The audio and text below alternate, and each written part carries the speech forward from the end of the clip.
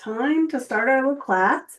I'm happy to have you all here. I see we have lots of folks who are familiar and several names that are new. So I'm happy to have you here and have you join us for our little class today. Say hi in the chat. Let us know where you're tuning in from this morning. It may not be morning where you are. I understand that. All right. Good morning, Kathy and Donna and Belinda. Brittany and Galaxy, what an amazing name. Hello, Seattle. Hello, Melissa. Awesome. So happy to have you all here. Erin's here from Massachusetts. That's where my hometown is. Awesome.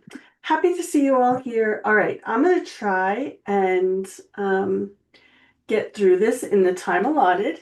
So I do have a coaching call with somebody in an hour. So I have my deadline for when this needs to end. So how about we just get started and hopefully we'll have some time at the end for your questions. And forgive me if my voice sounds weird.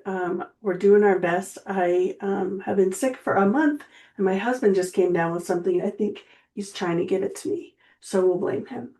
All right, welcome to Before Your First Client, what every crochet service provider needs to succeed. So we're talking specifically about service-based businesses. So I know many of you come here today as crochet product sellers or crochet designers, and maybe you're thinking about pivoting, or maybe you have an injury of some sort that's keeping you from crocheting, and you're looking at what other things can I do in the industry and stay in the crochet community that I love, but maybe not spend so much time making. So we're going to talk about that today, and it's not letting me automatically move. There we go.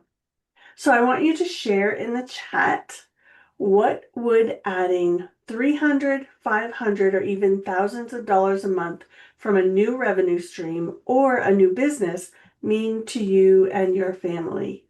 What would change for you if you had this extra revenue? Does anybody want to share? I know for me, having extra revenue streams just makes life a little bit less stressful. It opens up options. It provides that sense of security. Melissa says her husband could retire sooner. It would mean creating a safety net in case I lose my rights and need to move out of the country. Get out of debt faster than we are. Help with finances. Renovate my house. Upgrade my living space. Awesome. Lots of great benefits. So pay my rent, car repairs, that's always a thing. Awesome.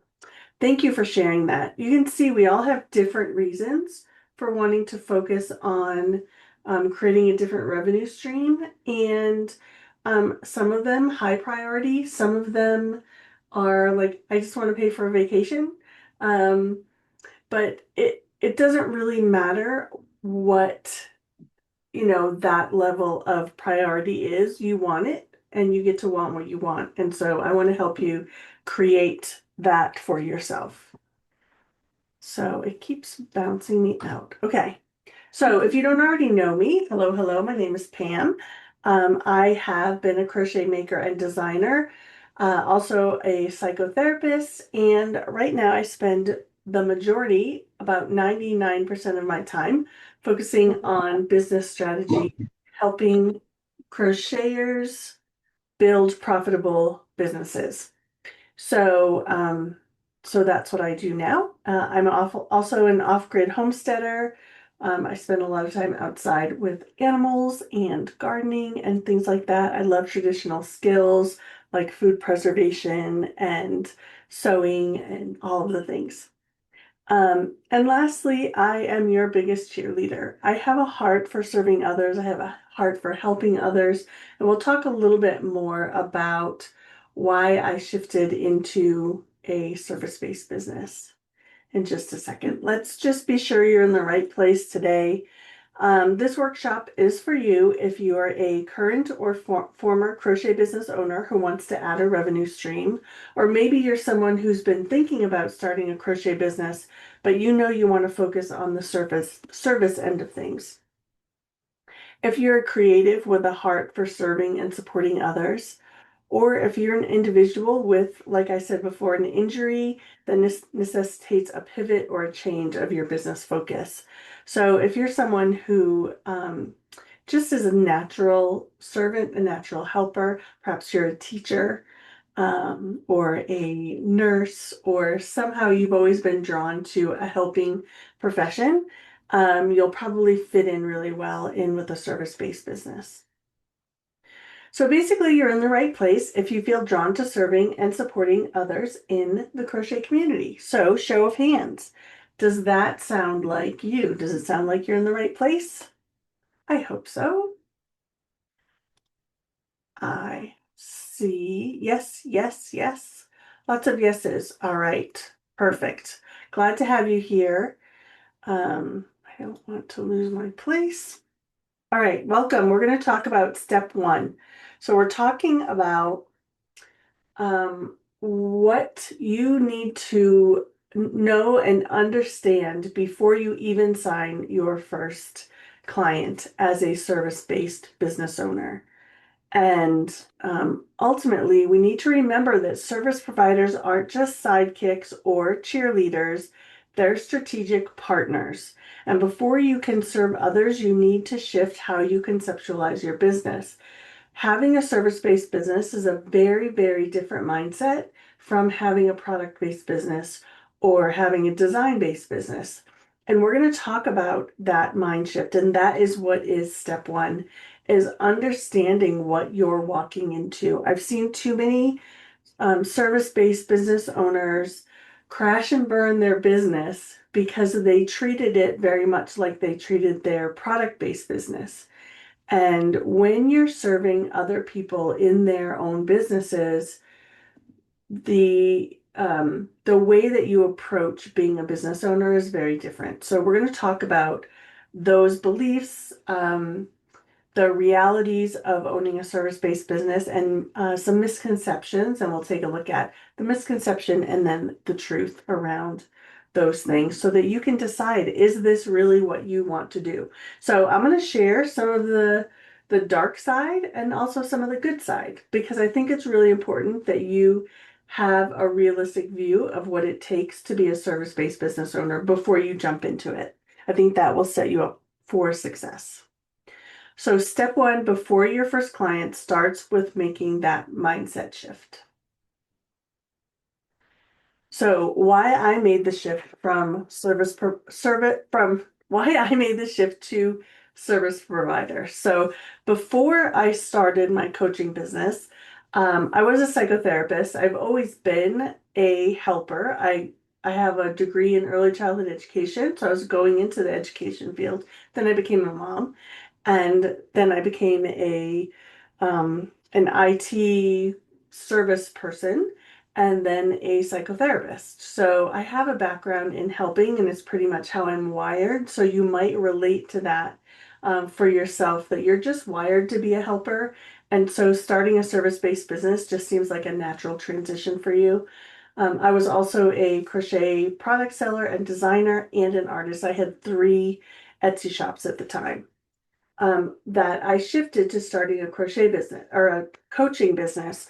The reason I shifted to coaching is I had a product go viral in 2016, and at that time I had so many orders. I had to hire 20 contract crocheters. I had a whole shipping department set up in my basement. My entire house became sort of a production line, and I ended up getting severely burnt out. And at that point, I said, I could care less if I ever make another hat again. I don't want to pick up a crochet hook.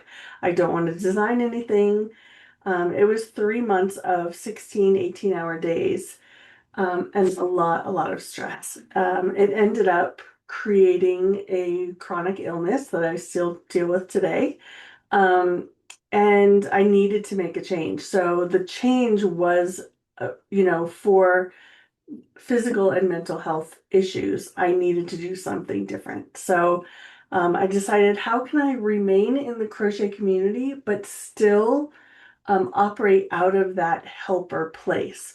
I learned a lot of things through going viral. I had already had my crochet shop for 3 or 4 years before this. And I learned a lot of things afterwards. And so for me, that shift was both for financial reasons. I needed to still make money, um, but also for sort of that alignment between how I was wired and what I wanted to do. So that was my why for me. And then my why for you, because I do think any service provider needs to have a why for their clients. Why are they getting up out of bed to serve their audience? And for me, it's that there was a period in my life where I had very few options and very little money, and I was stuck in a dangerous situation. Um, and I had no way of getting out. And I really have a passion for helping women create personal and financial freedom and having options for your life. And in order to do that, you need to have money. And if you are the kind of person who wants to build your own business and have control over your own finances and control over your own choices, um, then I have a passion for helping you get to that place. So I hate to see people stuck in a situation where they don't have choices because they don't have money. And so my why for you is that I want you to be able to live the life that you want. And having a business that's making money will help you get there. So that's my why for you. So I have an operations manager here at Crochetpreneur as well, and her name is Terry Houghton. And I just wanted to share a little bit about her because I do have a resource for you at the end that Terry has provided for us. So Terry has been working for me for 3 years now. And she made the shift to service provider from stay-at-home mom. So she was a stay-at-home mom of 5 kids and ended up becoming a single mom. And so she leveraged the skills that she had and she became a photographer and she was educated as an accountant. So she became a bookkeeper. Those things weren't quite getting her where she wanted to be, so she started her virtual administration business in around 2017 or 18. So she's been doing this for a little while, and when she started working for me, it was so revolutionary for my business that she just took over all of the bits of my business that were painful for me, like team management things, project management things, like all of the little details that I'm a creative. I'm not good at those things. It's not my forte. So she comes in and she takes over the things that are hard for me. So a why for Terry was that she needed to pay the bills for her 5 kids and herself. And so she needed to start a business in order to make that happen. Her why for her clients is that she also has a passion for helping women become financially secure because she's experienced, like I did, that financial insecurity and the fear that surrounds that. And she really does have um, this passion for speaking into the lives of women. She has a great mind for strategy. And I tell her she's the boss of me, even though I am her employer. She is the boss of me and she gets to boss me around a little bit because she sees things in my business that I don't see. And that's a real skill and gifting for her. And so she really likes to speak into the lives of women and encourage them and take things off their plate and make their lives easier. So that's what Terry does. Many service providers leverage their life experiences, skills, and natural tendencies to turn those into a business. So when you think about your life up to this point, you've learned skills that you use in your daily life. Perhaps you use in a corporate position or they're just your natural tendencies to be detail oriented and organized and on top of things. And you can use those skills to start your own business and support others in their business ventures as well. So there are many different ways. This is just a short list.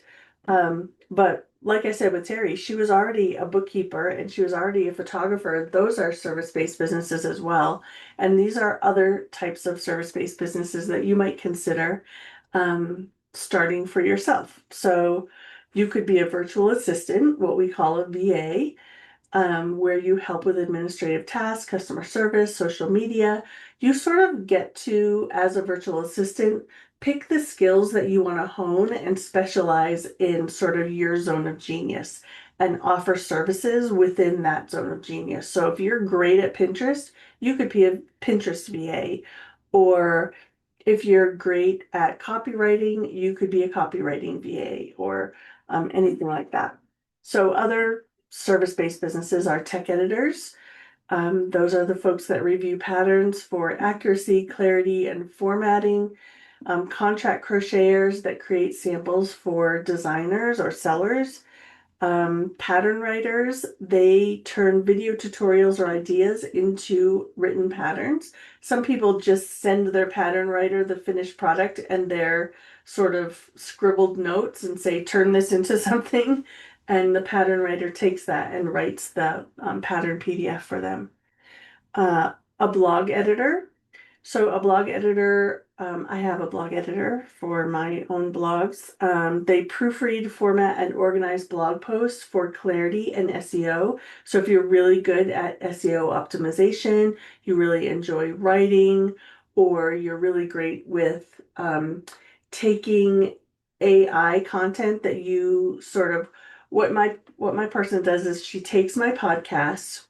She schedules my podcast to go out on all the podcast channels, and then she takes it and uses AI to turn it into a blog post. And then she takes her own writing skills and her own knowledge of SEO and writes it so it looks like a human wrote it. And so we don't just rely on AI to write our entire thing. We give it our own content. She uses that for an outline and then she creates the content for the blog and she gets the blog posts scheduled every month. So that's really helpful. A course assistant, this is someone who could set up your courses on platforms like Teachable, Thinkific, Kajabi, Thrivecart Learn. A course assistant could also help you with launches, which is great. Having someone to, manage your affiliates and write your affiliate swipe files and create graphics. A marketing assistant who would create pins, newsletters, social media graphics, captions, schedule out your social media. That's so beneficial, and so many, particularly designers, are really looking for that service. Or a customer experience professional, so someone who responds to emails, manages Facebook groups, and helps with launches. So all of these are various types of services that you could offer as a crochet business service provider. So let's talk about how you would need to reframe your ideas and your role from being the business owner, product seller, designer into the support person. So some of the things you need to think about are, will you be able to juggle the responsibility of being both the face of your own brand, right? Because you are, whether you're continuing your crochet business or your product based or design business, or you're simply running your service-based business, you are still the face of that brand. So you're running your business while also being the engine behind somebody else's business. So if the people that you're serving have a business very similar to your own crochet business, you're now helping your competition. And how do you manage that? Are you able to juggle that? Some people are not able to do that. And so knowing yourself and being self-aware enough to know, I'm going to struggle if I see somebody I'm helping get more attention than I'm getting, or I'm going to struggle if I see them making more sales than I'm making. I'm going to want to back off on helping them and use those strategies to help me. There's no problem using those strategies to help you. But knowing that you can manage your own thoughts and feelings around serving both of those businesses is important. Recognize that your success is now measured by how well you support them in achieving their success. So no longer is it about me, me, me. Like I said, you need to have a why for your customers, and your why needs to be, focused on them being successful.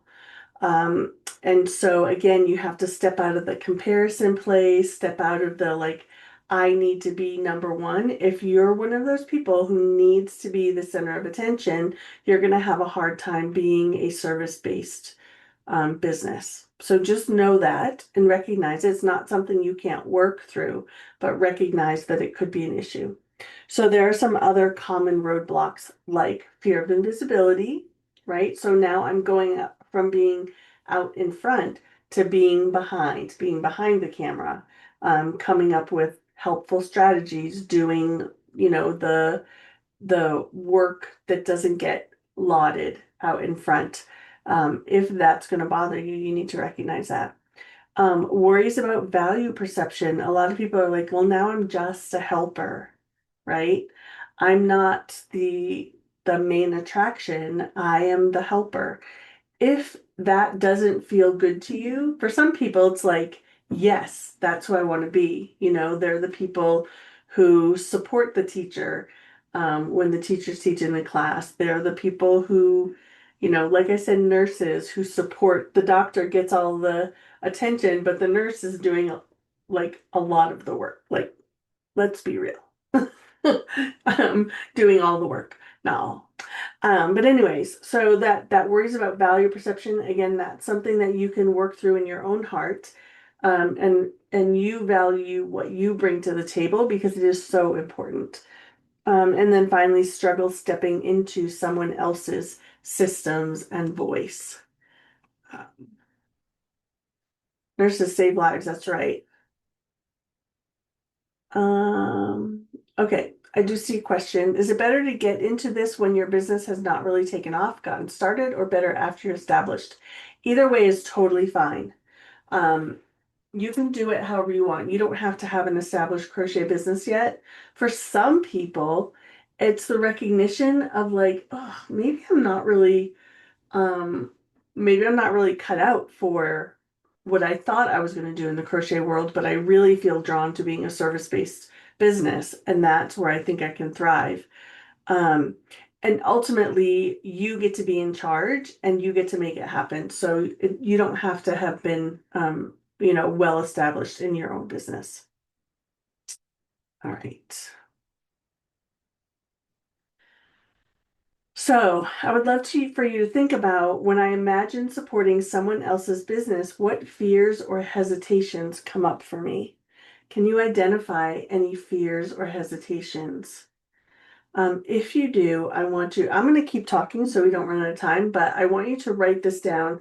If something comes up for you that you're like, ooh, that sounds scary, or oh, I think I'm going to struggle with that. Write it down so that you can keep that in mind and have it as something to work through. Because you certainly can work through these things as you build your business. And instead of seeing yourself as a background player, or instead of falling into those negative thoughts, what if you saw yourself as a stabilizing force that makes other people's growth possible? I know with my business, I couldn't do it without my team at this point. It would be too much work, too exhausting. I would be relying only on my own ideas, and I love having a team around me to be like, I don't think that's going to work, or have you thought about this idea? Or what if we did this and I can support you in that? Um, Having a team is so valuable, and I want you to see yourself as a stabilizing force for someone who would be otherwise struggling. So let's talk about the reality of being a service provider. So the first one is you're not the boss. So I know I told Terry that I'm the boss, but um, really, as a service-based business owner, or I told Terry she's the boss of me, but in reality, I'm the boss, right? It's my business, and I'm hiring her to be my helper. So, as a service-based business owner, if you find that if I give someone advice, they better follow it, or I'm going to not be able to work with them. That's going to be a struggle because you're there and maybe they want you to advise them. Like I really want Terry to advise me. I go to her with any problems I'm having in my business. But sometimes they don't. Sometimes the business owner that you're working with is a control freak and they just need you to help support them in doing things the way they want them done. And recognizing how am I going to handle that? Am I going to be able to deal with that as a service-based business owner? Or will I set up my business telling them this is the way I do it? If you don't want me to do it this way, then we're probably not a good fit. Let me refer you to someone else. That's a totally ethical way of doing it as well. So you get to decide how you want to present what your services are to the customer. So, but ultimately recognize that the customer has the final word. If they say, I don't want you to use that software, I use this is how we do it over here. And either you let the client have the final word or you refer them out to somebody else because it's not going to work.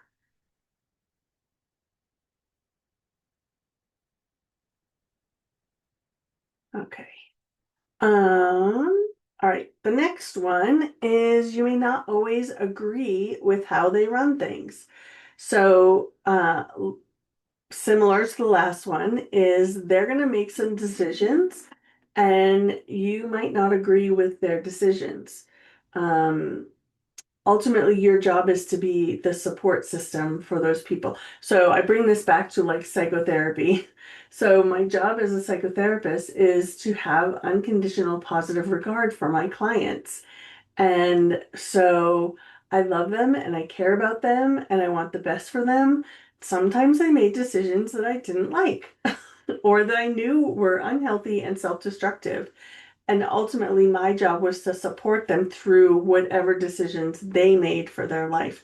My job wasn't about controlling their life.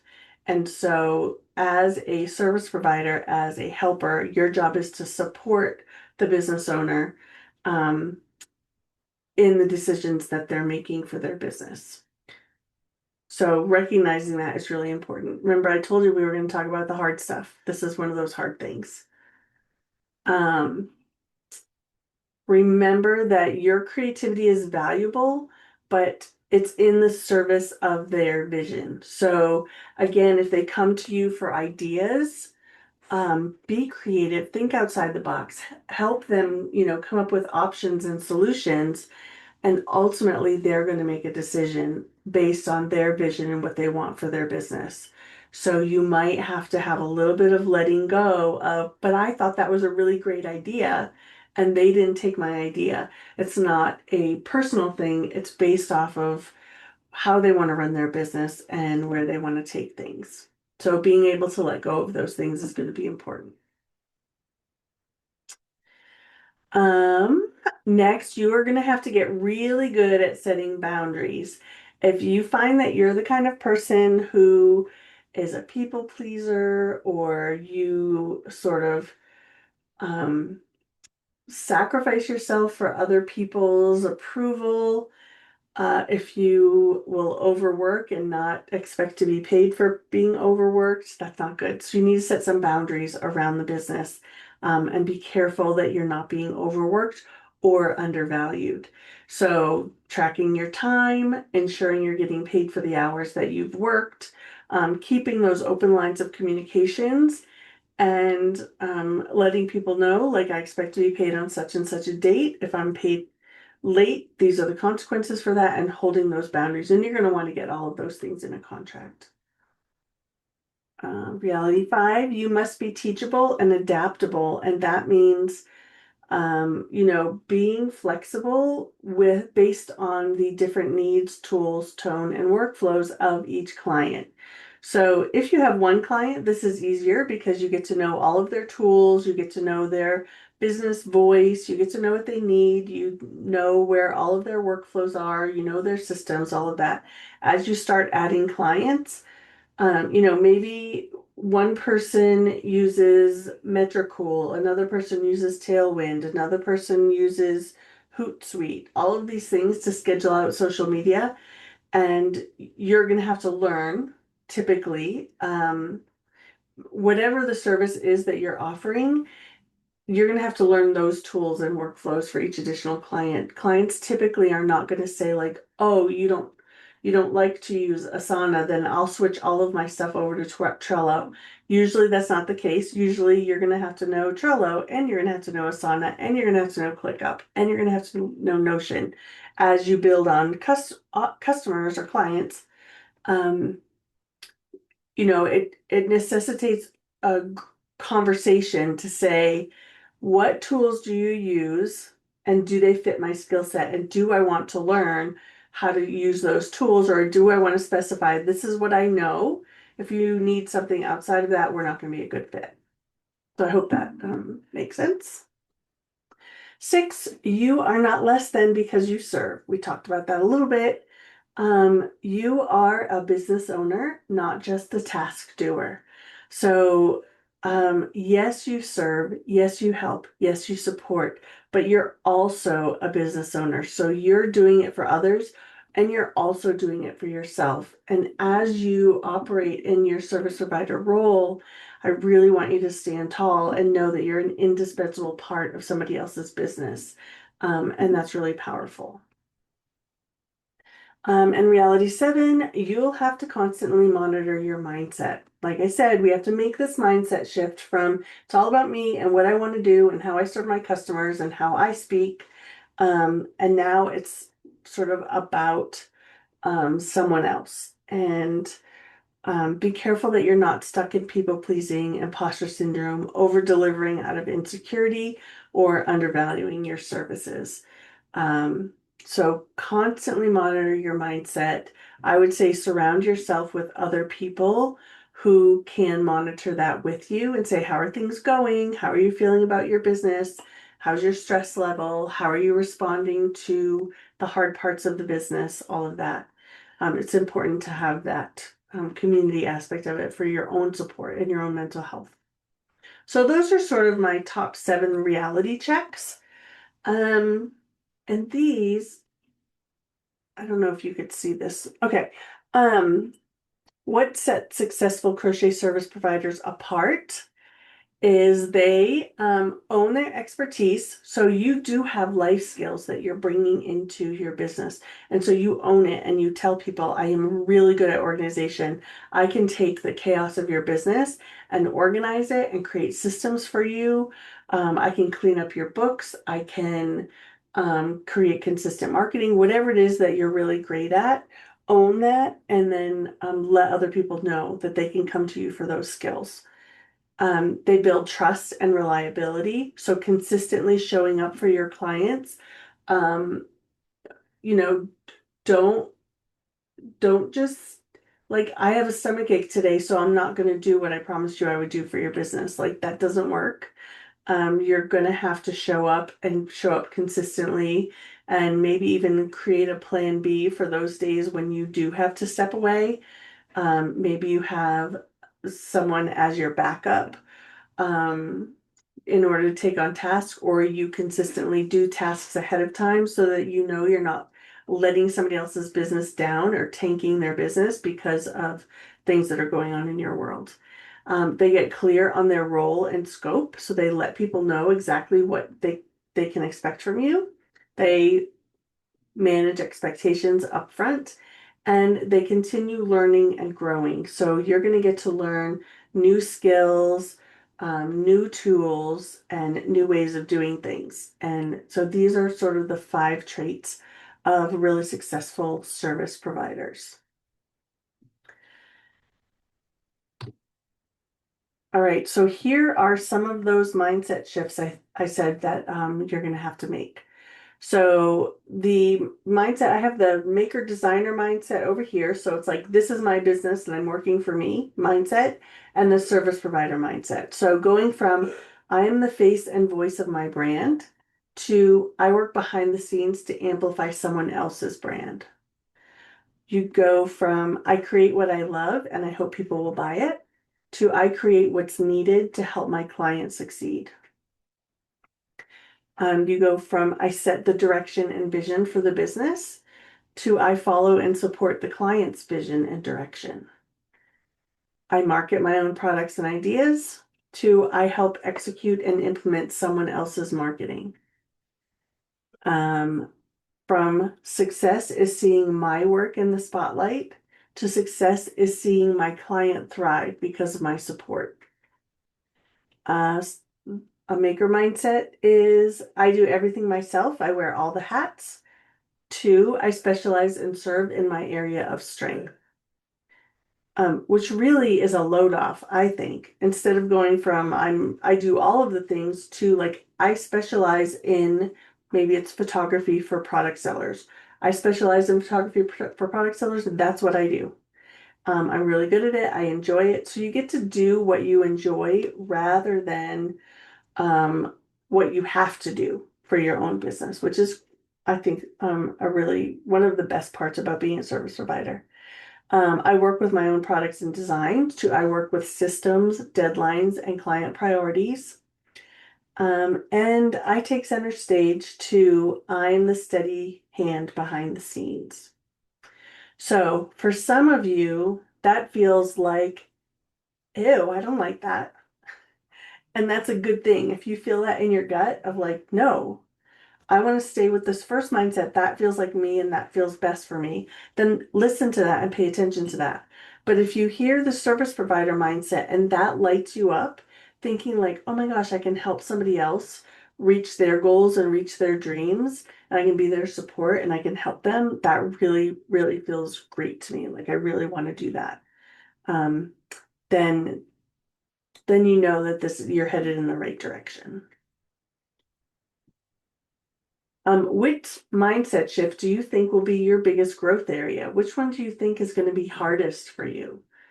If there was one that stood out, go ahead and write that down.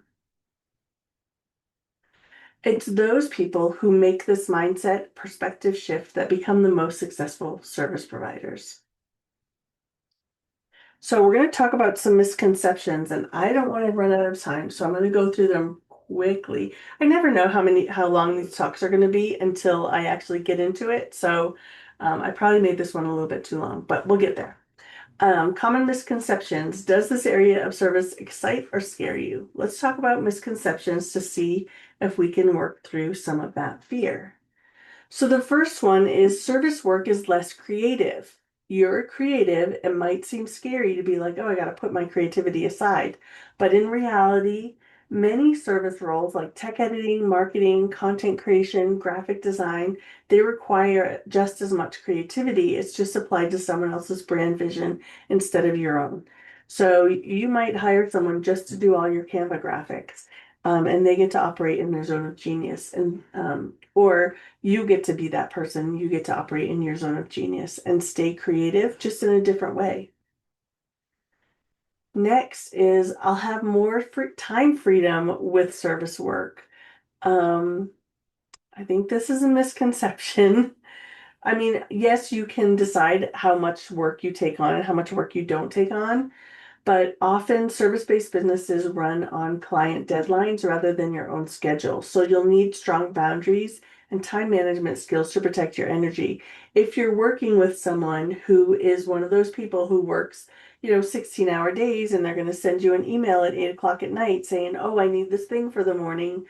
Know how you're going to set boundaries around that. Have your deadlines for when you're going to work, when you're not going to work, how you handle emergencies, all of those things, so you don't get stuck into working, the same crazy hours that maybe one of your clients is working. Next, if I'm good at making or designing, I'll be great at service work. This is not always true. So being a skilled maker doesn't automatically mean you're ready to support others. Service work requires communication skills, adaptability, tech knowledge, and a service-based mindset. Now, the tech knowledge could just be, I'm not afraid of computers. One of the first things Terry said to me when I sat down to interview her was, I can learn anything. And I was like, yes, that's what I wanted to hear. from the people I was interviewing. I wanted to hear, maybe I don't know it now, but I'm the type of person who can learn anything, and I'm willing to learn whatever you need me to learn. And I was like, okay, that's what I need. Because I'm always learning and adapting, and I need my team to be the same type of people who, when I say like, hey, I just bought ConvertBox, I need you to learn how to like create some ConvertBox graphics for my website. So you can be like, cool, I'll go, learn how to use that. Um, so if you're not like techie, but you're willing to learn, that's a really great position to be in. All right, I'm just helping someone else. I don't need to treat this like a real business. The truth is, you're still running your own business. Contracts, onboarding systems, client boundaries, and pricing strategies still apply. So it is a real business. You need to treat it like a real business. You're going to be doing branding, you're going to be doing messaging, you're going to be creating your ideal customer avatar. All of the things that you do to create your product-based business are the same things you're going to do to create your service-based business. It's just the offers will look different. It'll be easier because I won't have to sell anymore. Um, some people are like, well, I'm not good at sales, so I'm going to stop being a product seller. In reality, as a service-based business owner, you still need to market your services and sell yourself. So instead of selling, an Omni Dragon, you're selling you and you're selling your skills. So your relatability, your skill set, your ability to support results. So you're still selling.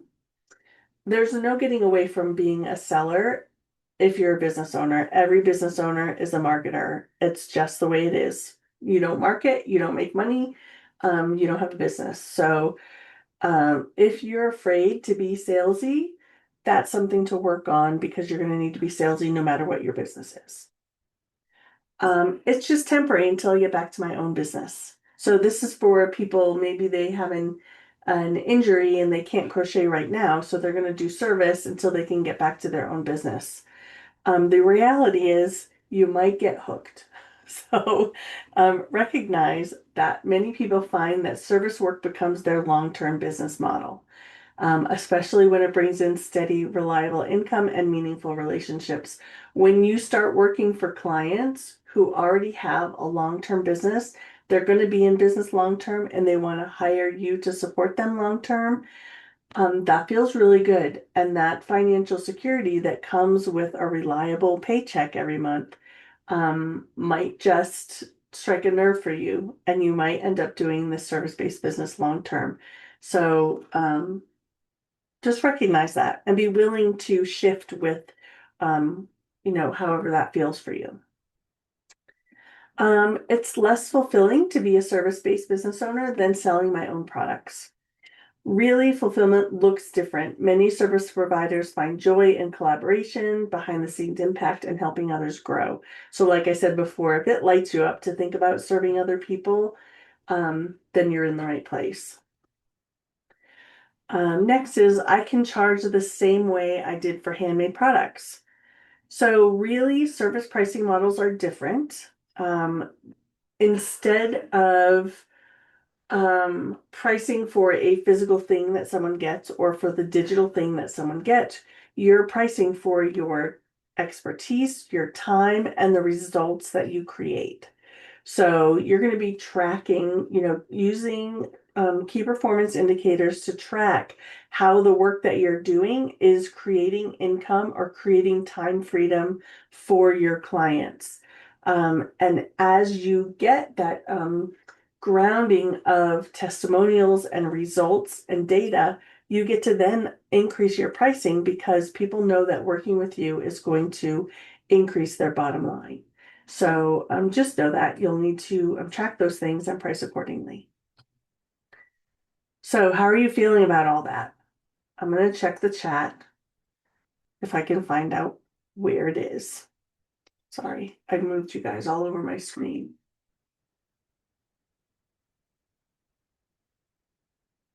Chat. I may or may not be able to get to all of these. Are there mentors who would be willing to train us in the areas they work in? Yes, there are. Is there still a market for professional translators of crochet patterns with all the AI tools? I'm not 100% sure there was a market for that in the first place. I would have to do some testing around that to see if there was a market for that. I'm working on starting a VA business. Awesome. Okay, so let's move on to. Okay, so your mindset is just step one. If this class opened your eyes to the shift required to become a successful service provider, you don't have to figure out the next steps alone. So like I said, Terry is my helper, and I said to her, a lot of people want to start particularly virtual assistant businesses. Honestly, any service provider business could use the information in this little class that Terry created. But I asked her if she would create a class that we could offer through my business to my audience about starting a crochet business virtual assistant. So being a virtual assistant for crochet business owners. So talking about how to support crochet business owners, how to reach out to them, how to start your business, how to price things, things you need to know as a virtual assistant to crochet business owners. So she created that for you. So let me tell you who it's for. It's for current or former crochet business owners, whether you're new or long-term experience.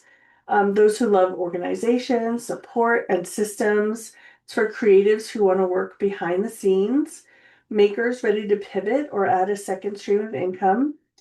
Anyone who's ever said, I'd rather manage the business than make the product, and detail-oriented folks who have a heart for serving others. So if you've stayed on this call all this time, this is probably you.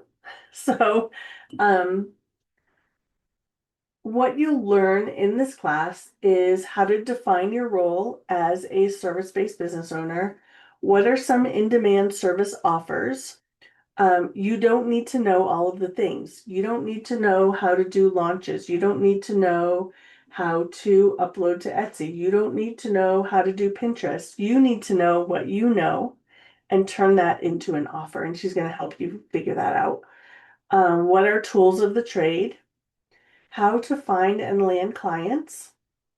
How to set up a legit business, meaning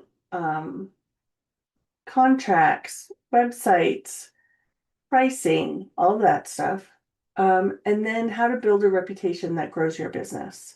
So remember, we talked about, um, you know, building that sort of catalog of testimonials, how to show up consistently, all of those things so that people start talking about you as someone that others should probably hire. So this class will help you get ready to serve clients with both professionalism and confidence. So she's thrown in a bonus Crochet Business VA starter pack, which has pitch scripts so that typically most of you are already in the crochet community. So you might know some people who are already itching to hire help. So she has scripts that you can send them an email. Hey, I'm starting a VA business. These are the services I offer. Let me know if you want to hop on a call to see if it would work for you. All of those kinds of things. She's got scripts and direct messages scripted out for you. She's got a service menu PDF template so that you can have all of your services in a menu-based document to share with people for what you do. Client intake and onboarding checklist so you can be sure you've onboarded your clients, you know what tools they use, you know what they need from you. And you have all of the stuff. You have their, their brand kit, their brand voice.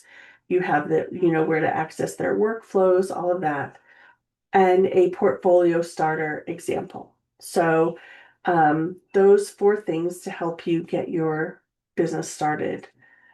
And then I created for you a mindset shift self-assessment worksheet that you can score yourself and find out, are you ready for this? All of those are included. It's just $47. You can register today, and I need to go get the link for you. So I need to do this. Copy. I'll come back to Zoom.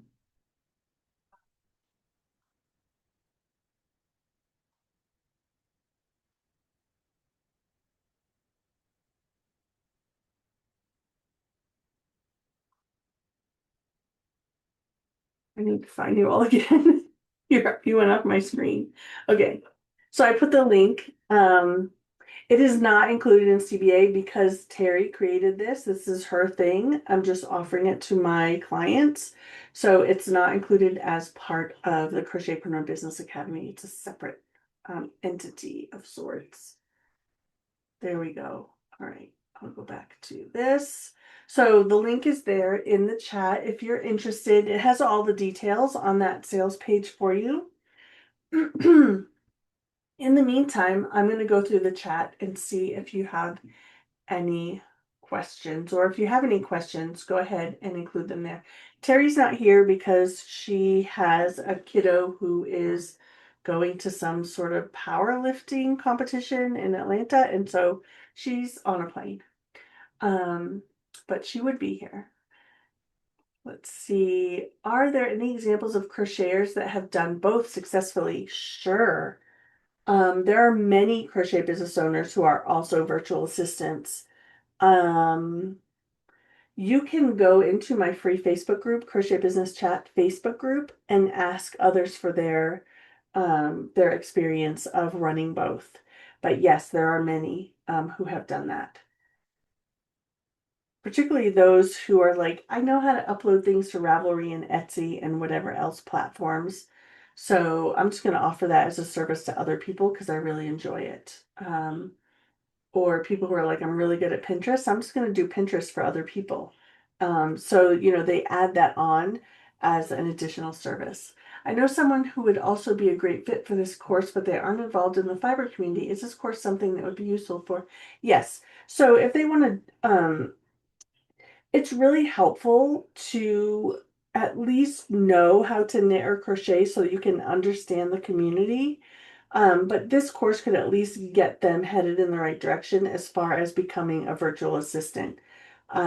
Because my audience is crochet business owners, we specified for virtual assistants, but almost everything I do can be extrapolated to any business owner. So business strategy is business strategy. So it would be a great starting point. I'm excited learning more about the roles and responsibilities across the board and see what might fit me best and what is needed most out there right now because I'm always down to learn something new. That's awesome, Hunter. Yeah, I think you could be really great at this and find it a really great kind of addendum to what you're already doing with your crochet. I really love designing, but miss working in a more service-based role, and helping someone grow really excites me.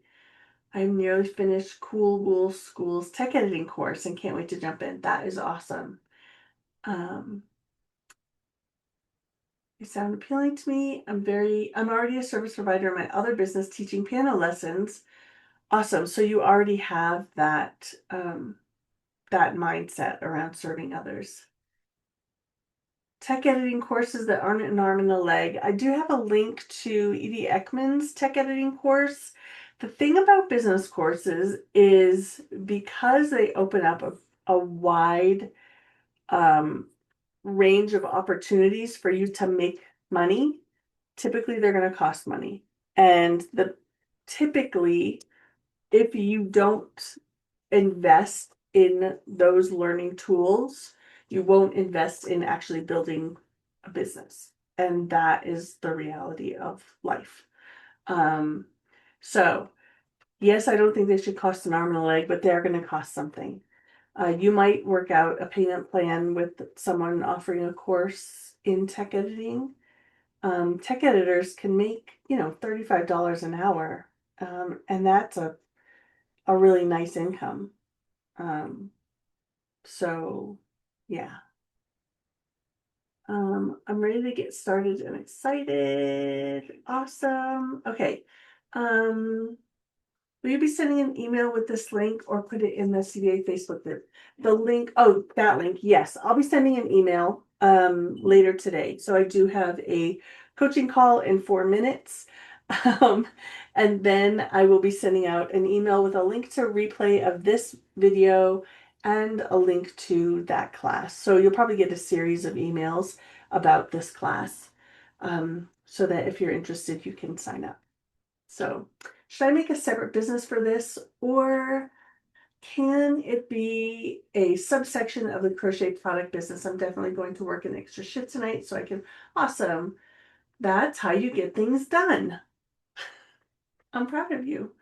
Um, I need an income stream that's reliable. Okay, so you can definitely add it on to the business that you already have. Basically, if you have a website, you can have crochet patterns and virtual assistant services, and you can run them out of the same thing. The hard part is that you'll probably have a different ideal customer, so your social media might look different, but you may not even do social media for your virtual assistant business. You might just like set up an email list and do outreach to people, or be in Facebook groups where people are saying, does anybody know a virtual assistant? And you can be like, I do that. And then set up a call with people. So, someone had said, who does this? So Christine from Ambassador Crochet does this. And I believe if you go to ambassadorcrochet.com, she has the link to both her patterns and her tech editing business. Madam Stitch does this as well. Debbie from Madam Stitch. So you can go to their websites and see if they have them set up. I know they both do a lot of tech editing work while they're also running their like very successful design businesses. But they may not be marketing their virtual assistant businesses because once you get enough clients, you don't have to market it because you're just busy. And you don't need to market as much. So, yeah, go look at their websites. And again, you could always ask in the CBA Facebook group or in my free Facebook group. You can ask other people who are doing this for their tips as well. As you go register for this class, there is a bump offer of scheduling a 30-minute call with Terry. If you want to do that, you can do that as well. That's an additional $79. So I know that might not be possible for everyone. But we do have, you have your Ask Anything calls with Lisa inside of CBA, and you can ask her questions as well. And if she doesn't have the answer herself, she'll go talk to somebody who does this and get the answer for you. So use all of those resources. I've done tech editing courses, one cheaper and one more expensive, and there is a world of difference. After the first, I had more questions than answers. Oh, that's not good. The second was incredibly thorough, and there are a lot of assignments with detailed marking, and it has given me so much more confidence to start. That's great. I love to hear that. I had a plan to start as a BA and had a business later as a designer and maker. Awesome. Great, Krista. Perfect. All right, I'm going to let you all go because I have someone waiting for another chat. I will send out a link to the replay of this, a link to that checkout page, and probably the slides as well so that you can go through these slides yourself. I know some of you were taking notes, but I don't want you to have to like rely on that. You'll have the slides that you can go through. So thank you all for being here. It was great to see you. And let me know if you have any questions, and we would love to help you get your virtual assistant business started. Talk to you all later.